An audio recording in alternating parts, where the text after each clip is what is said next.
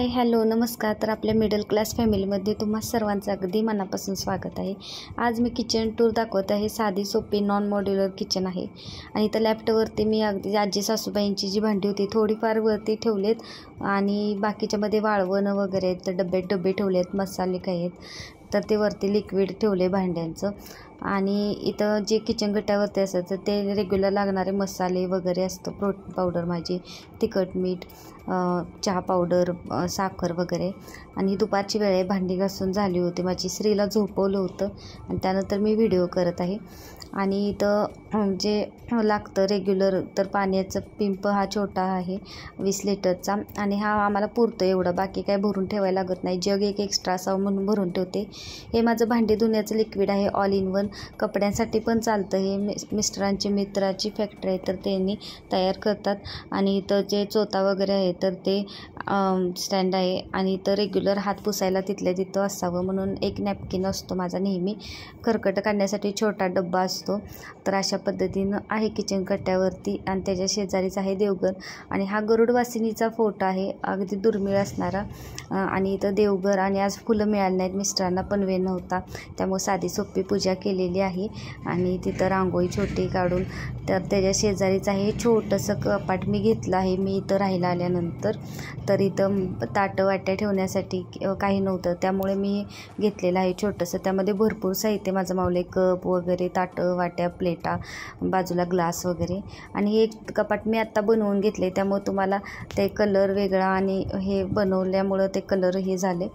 तर नंतर इथं सर्व डबे आहेत कडधान्यांचे.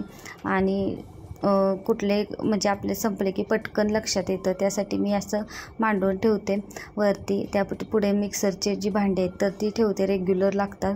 आणि या साईडला कढई, मोदक पात्र किंवा रोज कणिक मळायचं भांडं वगैरे ते एकात एक घालून ठेवलेले आहेत. शेजारीच आपले पातेले एकात एक घालून ठेवलेत.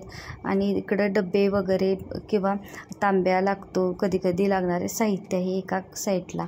आणि इथं आहे खाली एक साईडला आहे किटली तेलाची आहे, अलीकडे तुपाचं आहे.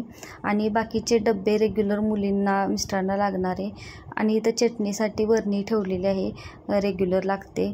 लसणाचे ठेवलेलं आहे. त्यानंतर कुकर आणि नेहमी वापरात येणारे हे डबे आहेत तर ते एक साईडला एकावर एक ठेवलेले आहेत. व्यवस्थित ठेवलं की पटकन लक्षात येतं कुठं आहे. किंवा जे प्रत्येक वस्तूला जागा दिली ना तर ते सापडायला वेळ लागत नाही आणि ती वस्तू त्याच ठिकाणी ठेवता येते. तर खाली डबे आहेत, त्यामध्ये साखर आहे किंवा तांदूळ, रेग्युलर लागणारे पीठ वगैरे. त्यामध्येच काही साहित्य वगैरे, खाऊचा डब्बा आहे. यामध्ये एक्स्ट्रा जे राहतं, जे डाळी वगैरे आणल्यात तर ते यामध्ये ठेवले जातं. आणि हा माझा आवडता कोपरा. देवघरातील सर्व साहित्य या 2 बॉक्समध्ये ठेवते. त्याच पद्धतीने इकडे मी देवाला लागणारे वस्त्र वगैरे यामध्ये ठेवलेले असतात.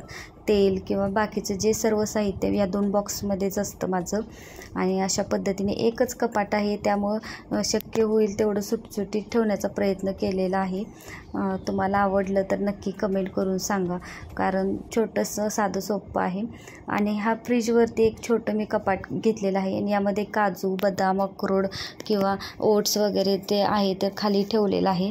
आणि वरती त्याच्या लोणचं किंवा चटणी आहे.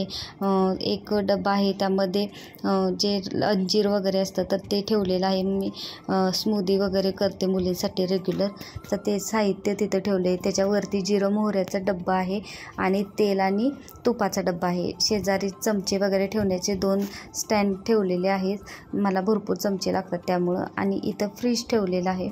आणि त्याच्या शेजारीच मिक्सर खालीच ठेवलेला आहे. चौरंगावर असतो परंतु चौरंग आता कामासाठी बाहेर काढलेला आहे. आणि फ्रीजमध्ये पण मी मोजकं साहित्य ठेवते, जास्त भरून ठेवत नाही. रेग्युलर लागणारं दही, दूध हे एका कप्प्यामध्ये असतं, काही ताक केलं तर.